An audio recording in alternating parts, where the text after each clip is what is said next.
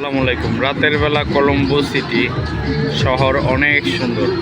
এটা হচ্ছে ITC hotel, অনেক সুন্দর একটা হোটেল এবং এই হোটেলের সামনেই হচ্ছে বিশাল বড় সি বিচ, বড় বড় ঢেউ, পাহাড় বা বড় বড় ঢেউ এবং নিচে অনেক বড় বড় পাথর।